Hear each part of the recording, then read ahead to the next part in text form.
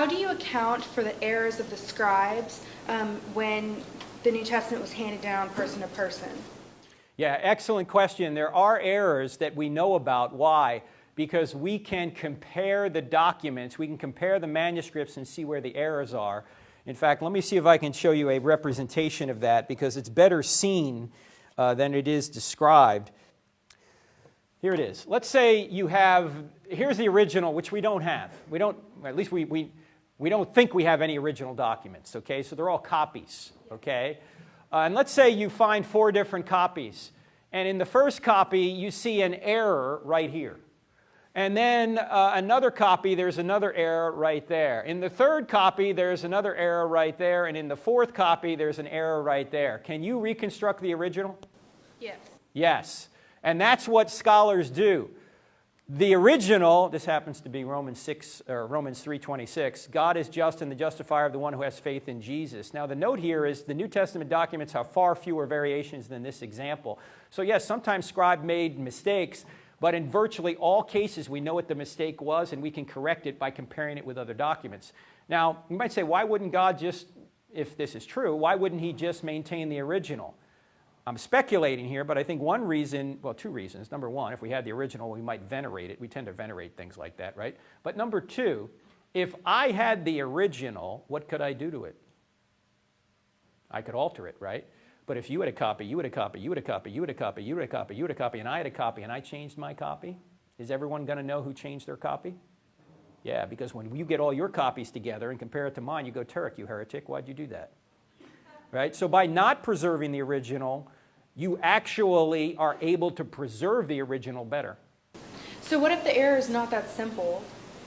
Like, what if it's a difference in concept?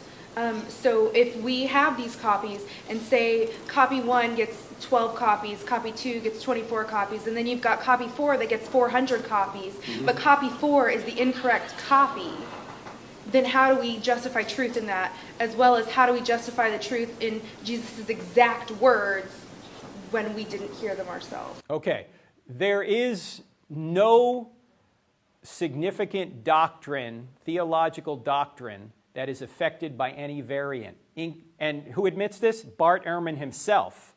Okay, so Bart Erhman, the great skeptic, admits that the New Testament documents are reliable. In fact, let me show you a quote from him, because this quote is very right on the money. You know, he wrote the book Misquoting Jesus. I don't know if you've heard of this book, but in 2005 he wrote a book called Misquoting Jesus, a popular book in which he tries to insinuate that we can't trust what the New Testament documents have said.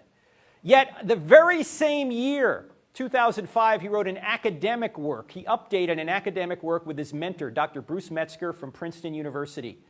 In fact, Metzger was the top manuscript scholar of the last century. And in that book, he agrees with Metzger that the New Testament documents are copied accurately. Now, why is he coming to 2 different conclusions the same year? Same evidence. The only thing I can speculate is when you say to the academic community something wrong, they'll correct you on it. But when you say something wrong to the lay community, they don't know any better in most cases.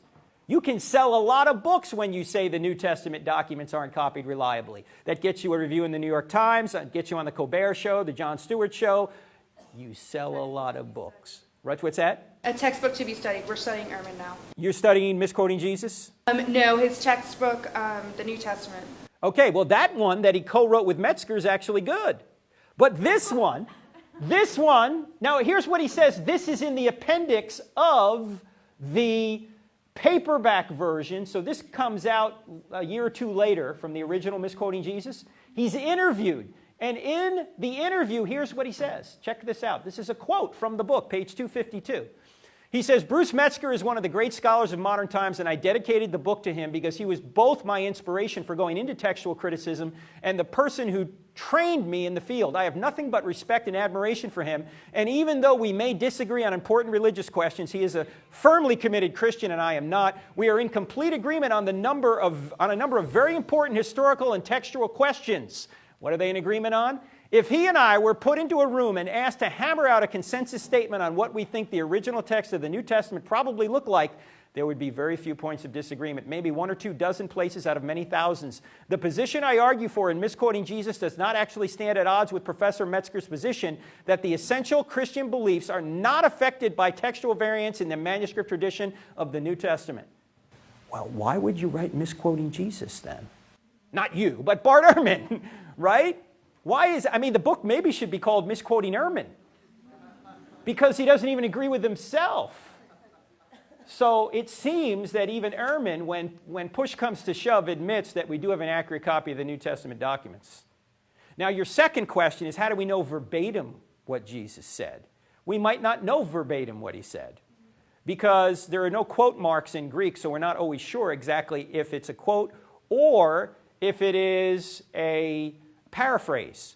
Because Jesus probably spoke in Aramaic, yet the documents are written in Greek. But that's okay. You can communicate truth in different languages, and you don't have to be exact with what he said. You can get the gist of it.